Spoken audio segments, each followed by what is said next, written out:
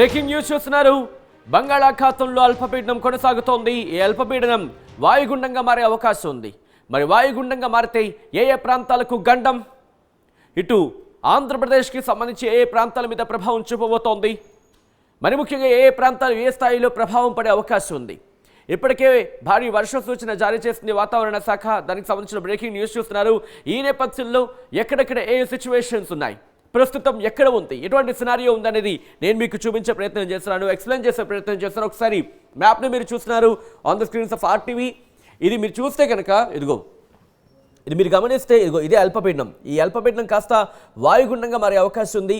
ఈ వాయుగుండం మీరు గమనిస్తే అల్పపీడనం ఇటు పశ్చిమ వాయువ్య దిశగా అంటే టువర్డ్స్ ఇలా కదులుతోంది. ఈ కదులుతూ ఇటు రాయలసీమ చెన్నైతో పాటు అటు తమిళనాడుతో పాటు ఆంధ్రప్రదేశ్ని కూడా తాకే అవకాశం ఉంది. ఒకసారి మీరు చూడొచ్చు. నేను కాస్త జూమ్ చేసి చూపించే ప్రయత్నం చేస్తున్నాను. ఇక్కడ ఇదిగోండి, మీరు చూస్తే కనుక ఆ ప్రభావం ఇటు కోస్తాంధ్ర నుంచి రాయలసీమ వరకు కూడా ఆంధ్రప్రదేశ్ వ్యాప్తంగా కనిపిస్తోంది. కానీ ఎక్కువగా చెన్నై శ్రీలంకను ముందుగా తాకే అవకాశం కనిపిస్తోంది. ఆ ప్రభావం ఇటు ఆంధ్రప్రదేశ్ మీద కూడా ఉంది. మీరు చూడొచ్చు ఆ ఇంపాక్ట్ మనకి దాదాపుగా ఇటు కాల్కటా వరకు అంటే పశ్చిమ బెంగాల్ వరకు ఉంది. కానీ ఒడిస్సా చాలా తక్కువ. కానీ ఆంధ్రప్రదేశ్తో పాటు తమిళనాడుతో పాటు ఇటు కేరళకు చాలా తక్కువనే చెప్పుకోవాలి. తమిళనాడు ఆంధ్రప్రదేశ్ మీద ఇంపాక్ట్ ఉంది. శ్రీలంక మీద కూడా దీని ప్రభావం ఎక్కువగా కనిపిస్తోంది. తమిళనాడు శ్రీలంక మధ్య తీరాన్ని తాకబోతోంది. ఆ తర్వాత తీరాన్ని దాటే అవకాశం ఉంది. ఈ తీరాన్ని తాకే సందర్భంలో అంటే వాయుగుండంగా మారే అవకాశం కనిపిస్తుంది. వాయుగుండం కూడా రేపు వాయుగుండంగా మారే అవకాశం ఉంది. వాయుగుండంగా మారిన తర్వాత ఈ ప్రభావం మరింత ఎక్కువగా ఉంటుంది. సో ఇటువంటి నేపథ్యంలో భారత వాతావరణ శాఖ ఏ ఏ ప్రాంతాలకు ఎటువంటి వర్ష సూచన జారీ చేస్తుంది, ఎటువంటి హెచ్చరికలు ఇచ్చింది, ఒకసారి చూసే ప్రయత్నం చేద్దాం. హీరో టిప్స్ ఇదిగోండి, నేను మీకు ఇక్కడ చూపించే ప్రయత్నం చేస్తున్నాను. విజువల్స్ మీరు చూడొచ్చు. ఏ వెల్ మార్క్డ్ లో pressure area over southeast Bay of Bengal and joining east equatorial Indian Ocean. It is very likely to cause heavy to very heavy rainfall over coastal Tamil Nadu and Puducherry during 25th and 27th, and isolated heavy rainfall on 28th and 29th November. It is also likely to cause isolated heavy rainfall over south coastal Andhra Pradesh. ఇదిగోండి, south coastal Andhra Pradesh మీద నేను కాస్త dot చేసి చూపించే ప్రయత్నం చేస్తాను. అంటే దక్షిణ కోస్తాంధ్ర మీద ఈ ప్రభావం ఎక్కువగా ఉండబోతుందంటూ కూడా వాతావరణ శాఖ చెబుతోంది. ఇదిగో సౌత్ కోస్టల్ ఆంధ్రప్రదేశ్ మీరు గమనిస్తే కనుక దక్షిణ కోస్తాంధ్ర మీద దీని ఇంపాక్ట్ ఎక్కువగా ఉండబోతుందనేది వాతావరణ శాఖ చెబుతోంది. ఇదిగోండి, దక్షిణ కోస్తాంధ్ర మీద ఆ ఇంపాక్ట్ ఎక్కువగా ఉంది అనేది వాతావరణ శాఖ చెబుతోంది. ఇది ఇప్పుడు 27, 29తో పాటు 25 నుంచి అంటే రేపటి నుంచి కూడా దీని ప్రభావం ఉంటుంది. రేపటి నుంచి కూడా దీని ప్రభావం మనకు కనిపిస్తుంది. ఆ తర్వాత హెవీ రెయిన్ఫాల్ 28, 29 తారీఖుల్లో హెవీ రెయిన్ఫాల్ ఉంటుంది. ఇటు coastal Andhra Pradesh, south coastal Andhra అంటే దక్షిణ కోస్తాంధ్ర మీద 27 నుంచి 29కి భారీ వర్ష సూచన జారీ చేస్తుంది వాతావరణ శాఖ. దాంతోపాటు ఇక్కడి నుంచి నేను కాస్త ఇన్ డీటెయిల్గా చూపించే ప్రయత్నం చేస్తున్నాను. ఇదిగో heavy rainfall forecast and warning over అంటూ ఆ డీటెయిల్గా మీరు చూడొచ్చు. సో ఇక్కడ నేను మ్యాప్లో చూపించే ప్రయత్నం చేస్తాను. నేను ఇంకా ఇదిగో ఈరోజు నార్మల్గానే ఉంది. 24 తారీఖున మీరు చూస్తున్నారు. ఆంధ్రప్రదేశ్కి సంబంధించి గ్రీన్ కలర్లో బాగానే కనిపిస్తోంది. కానీ రేపటికి పరిస్థితి చూస్తే కనుక ఇటు తమిళనాడు మీద ఇంపాక్ట్ మనకి స్టార్ట్ అవుతుంది. ఆంధ్రప్రదేశ్ మీద కూడా కాస్త ఇంపాక్ట్ రేపు స్టార్ట్ అవుతుంది. ఎందుకంటే రేపు వాయుగుండంగా మారే అవకాశం ఉందని వాతావరణ శాఖ అంచనా వేయడం జరుగుతోంది. ఆ తర్వాత మీరు చూస్తే 26 తారీఖున రేపటికి పూర్తిగా ఎల్లో అలర్ట్ జారీ చేస్తుంది వాతావరణ శాఖ ఎల్లో అలర్ట్ జారీ చేస్తుంది.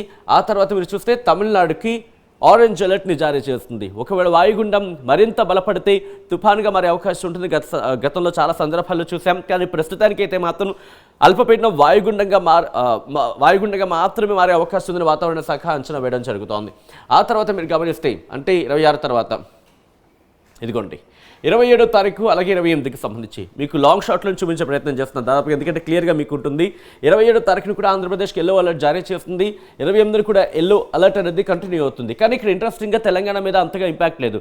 అటు ఒడిశా మీద కావచ్చు, పశ్చిమ బెంగాల్ మీద కాస్త కనిపిస్తుంది, కానీ ఇటు తెలంగాణ మీద కూడా కొంచెం కూడా లేదనే చెప్పుకోవచ్చు. ఆ తర్వాత 29వ తారీఖును కూడా ఇటు కోస్టల్ ఆంధ్రాకి సంబంధించి ఉత్తర కోస్తా ఆంధ్ర, దక్షిణ కోస్తా ఆంధ్ర మీద ఇంపాక్ట్ ఎక్కువ ఉంది. రాయలసీమ మీద చాలా తక్కువగా ఉండే అవకాశం ఉందని వాతావరణ శాఖ అంచనా వేయడం జరుగుతుంది. 30వ తారీఖున కూడా అటువంటి పరిస్థితి కొనసాగే అవకాశం ఉంది. అంటే దాదాపుగా వారం రోజుల పాటు భారీ వర్ష సూచన ఆంధ్రప్రదేశ్కి అనే చెప్పుకోవచ్చు. ఇది నేను చెప్తున్న మాట కాదు, భారత వాతావరణ శాఖ ఇచ్చిన రిపోర్ట్ని బేస్ చేసుకుని చెప్తున్న మాట.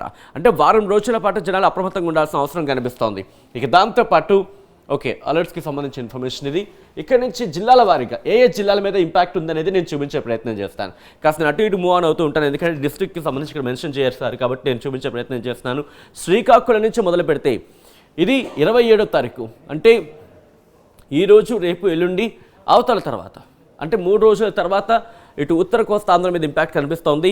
శ్రీకాకుళం, పార్వతీపురమణ్యం, విజయనగరం, విశాఖపట్నం, అల్లూరి సీతారామరాజు డిస్ట్రిక్ట్, అనకాపల్లి, ఉత్తర కోస్తా ఆంధ్రాకు సంబంధించి ఇంపాక్ట్ మనకి చాలా ఎక్కువగా కనిపిస్తోంది. ఆ తర్వాత నుంచి అంటే దాదాపుగా 27 నుంచి మనం మాట్లాడుకున్నట్టుగా 27 నుంచి ఆ ఇంపాక్ట్ 27వ తారీఖు నుంచి ఉత్తర కోస్తా ఆంధ్ర, దక్షిణ కోస్తా ఆంధ్రాల మీద తీవ్రమైన ప్రభావం కనబడబోతోంది. శ్రీకాకుళం, పార్వతీపురమణం, విజయనగరం, విశాఖపట్నం, అల్లూరి సీతారామరాజు డిస్ట్రిక్ట్, అనకాపల్లి, ఇలా కాకినాడతో పాటు యానాం, అలాగే కృష్ణా జిల్లాకు సంబంధించి కాస్త ఇంపాక్ట్ ఉంది. దాంతోపాటు గుంటూరు, బాపట్ల, ప్రకాశం, నెల్లూరు వీటికి సంబంధించి 26వ తారీఖు నుంచి 26వ తారీఖు నుంచి ఇటు బాపట్ల, ప్రకాశం, నెల్లూరు మీద ఇంపాక్ట్ కనిపిస్తోంది.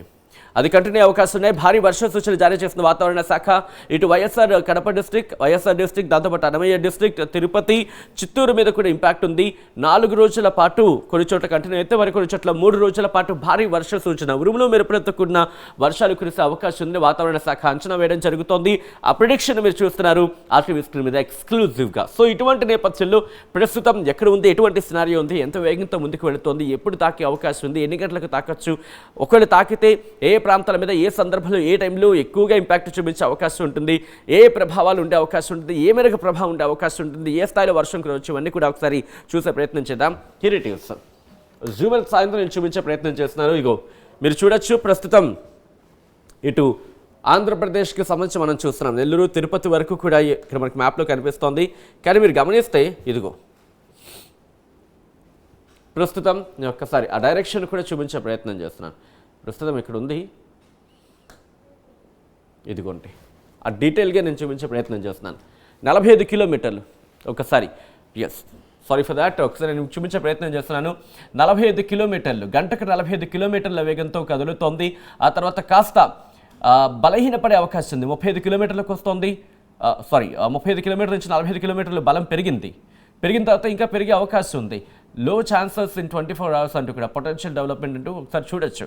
సో డైరెక్షన్స్ అనేది మనకి క్లియర్ కట్గా ఇక్కడ కనిపిస్తుంది. మీరు చూస్తే ఇదిగో 45 కిలోమీటర్లు గంటకు 45 కిలోమీటర్ల వేగంతో కదులుతోంది. ఇటు చెన్నైకి తమిళనాడుకి శ్రీలంకకు మధ్య తీరాన్ని తాకబోతోంది.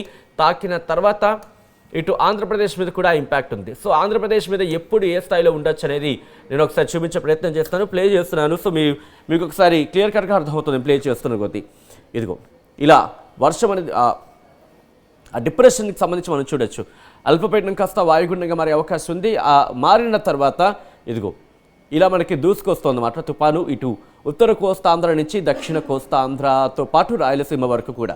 ఒకసారి మీరు చూస్తే ఆ ఇంపాక్ట్ మనకి కొనసాగుతూ ఉంటుంది. అది కూడా 27, 28, 29 3 రోజుల పాటు భారీ వర్ష సూచన జారీ చేసింది వాతావరణ శాఖ.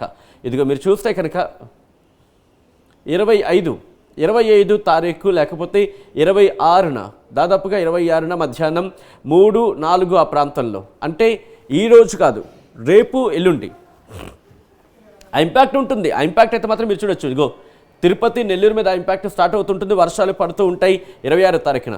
కానీ ఇంపాక్ట్ మీరు చూస్తే కనుక 26 తారీఖు తర్వాత 27, 28, 29 3 రోజులు కూడా, ఎందుకంటే ఈ తాకినప్పుడు తీరాన్ని తాకిన తర్వాత తీరాన్ని దాటే క్రమంలో వర్షాలు ఇంకా భారీగా కురుస్తుంటాయి. తీరాన్ని తాకే సమయంలో కూడా వర్షాలు కురుస్తూ ఉంటాయి. ఆ తర్వాత అది కంప్లీట్గా డైల్యూట్ అయిపోతూ ఉంటుంది. అటువంటి సందర్భాన్ని మనం చూడొచ్చు. సో ప్రస్తుతానికైతే మాత్రం ఇది సిచ్యువేషన్. ఈ నేపథ్యంలో ఒకసారి నేను స్కైమెట్ చాలా అథెంటిక్గా మనం భావిస్తూ ఉంటాం. కొన్ని సందర్భాలు అథెంటిక్గా భావించడం జరుగుతూ ఉంటుంది. అలాంటి స్కైమెట్ ఏం చెబుతోంది అనేది ఒకసారి నేను మీకు చూపించే ప్రయత్నం చేస్తున్నాను. 24వ తారీఖు ఇదిగో మీరు చూడొచ్చు.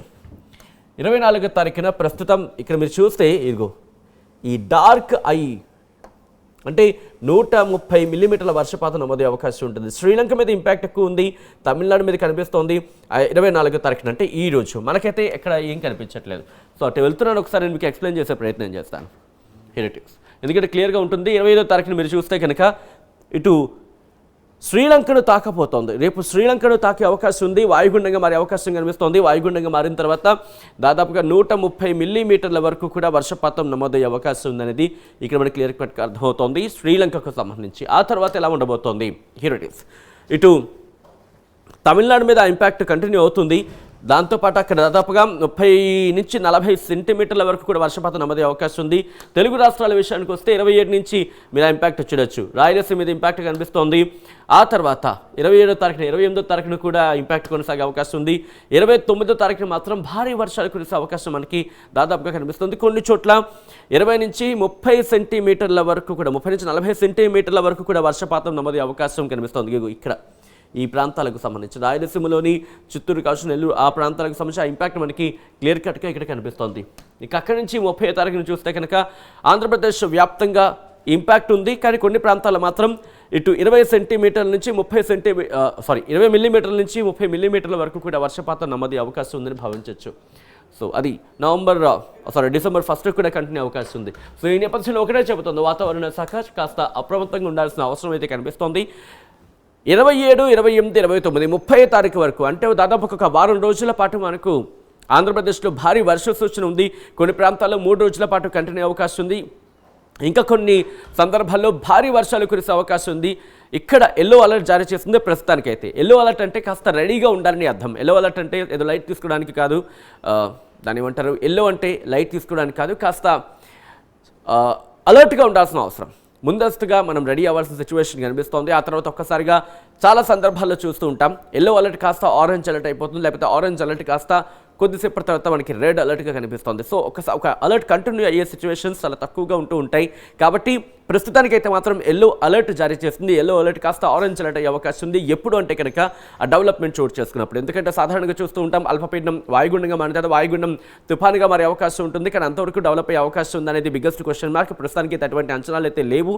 కానీ ఈ వాయుగుండం కాస్త బలహీనపడింది అనుకోండి, అల్పపీడనంగా మారే అవకాశం ఉంది. అల్పపీడనం కాస్త బలహీనపడే అవకాశం ఉంటే కనుక సాధారణ నుంచి మోస్తరు వర్షాలు ఉండే అవకాశం ఉంది.